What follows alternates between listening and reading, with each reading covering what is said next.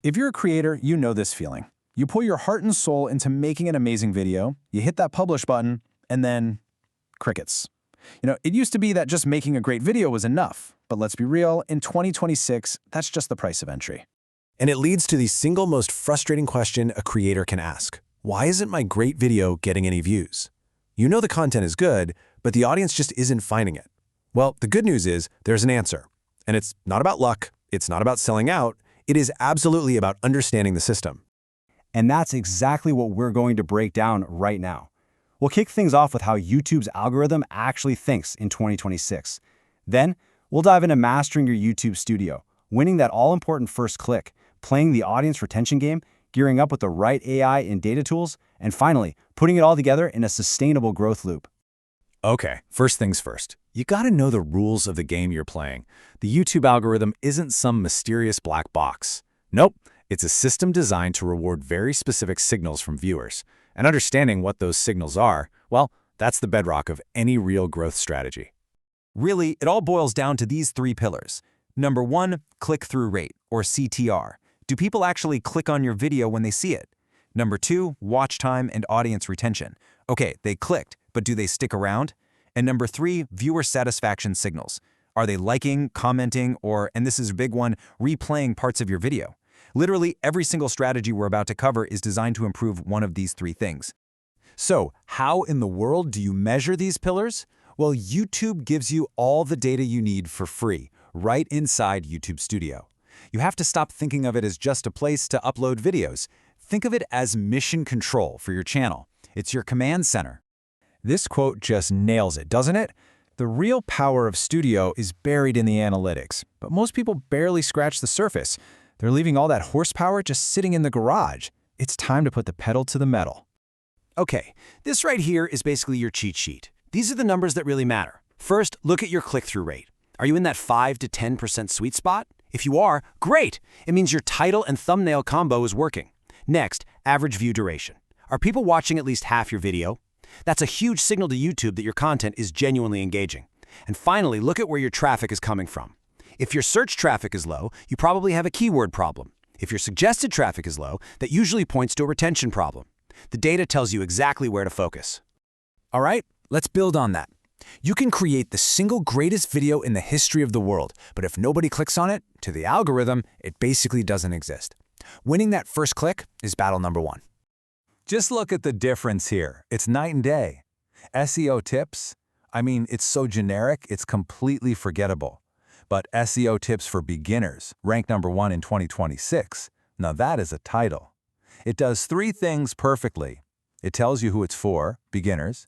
It gives you a clear benefit, ranked number 1, and it adds that urgency and relevance with 2026. It's talking to a person and to the algorithm. And the thumbnail is every bit as important as the title. Think about it. In 2026, most people are scrolling on a tiny phone screen. You need a human face showing a super clear emotion. Curiosity, shock, you name it. You need a couple of words of big, bold text that you can read in a split second. Use colors that pop, colors that stand out against YouTube's dark or light background. And please, avoid clutter. One single, clear focal point wins every time. So, you won the click. Awesome. High five. But now for the really hard part. You have to keep them watching. This is where we get into that second pillar, audience retention, which is maybe the most powerful signal you can send to YouTube.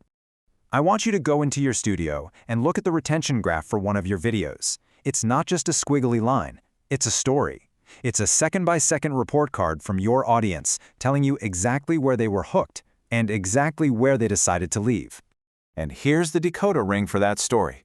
See that huge nosedive in the first 10 seconds? Ouch. That means your hook, your intro, just isn't working. If you see a long, slow, gentle slope downwards, that's a sign your video has too much fluff, too much filler. But what if you see a little spike, a little bump where the line goes up? My friend, that is content gold. That's a moment so good that people actually rewound to watch it again. Your mission is to figure out what that was and do more of it. So, how do you fight that slow, gradual decline? With something called pattern interrupts. Look, our attention spans are getting shorter. You need to reset the viewer's brain every minute or so. A quick zoom in, a text graphic that pops on screen, a fast cut to some B-roll. These little things break the pattern and keep people's eyes glued to the screen.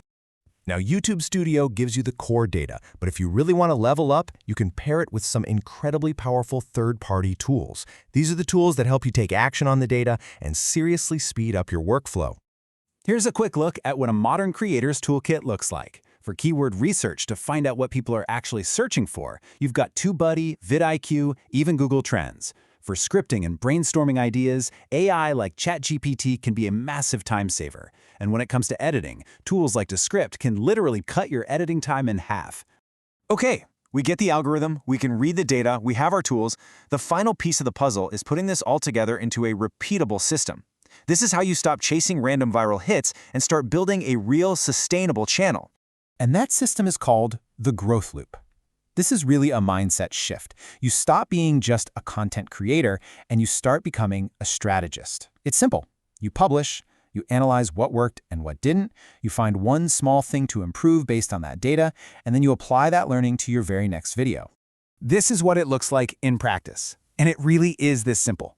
1. Publish the best video you can make. 2. Go into Studio and analyze the results. 3. Don't try to fix everything at once. Just find one key improvement. Maybe it's the hook, maybe it's the thumbnail. And 4, tweak it and repeat the cycle. This is how channels build unstoppable momentum. And here's the honest truth. You can watch 100 explainers just like this one, but a full 80% of your growth is going to come from actually executing this loop over and over and over again. There is no substitute for getting your hands dirty with your own channel's data. So look, the tools we have today are better than ever, the data is more accessible than it's ever been, and guess what? Most of your competition still isn't using either one of them properly. The advantage is right there for the taking. So the question isn't what you should do anymore, you have the data.